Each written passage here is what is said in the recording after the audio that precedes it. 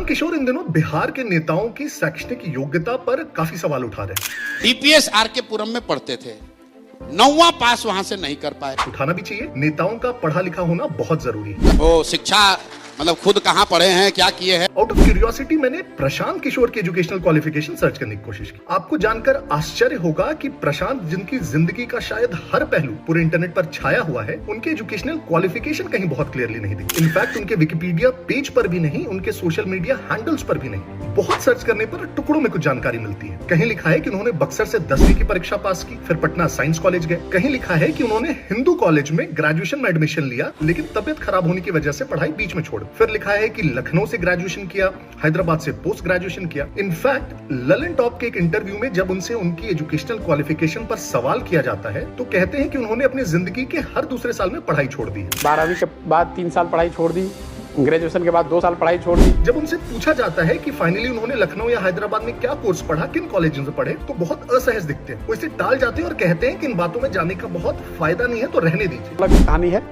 तो कोई इसमें कोई बहुत ऐसी बात नहीं है शेयर करने वाली।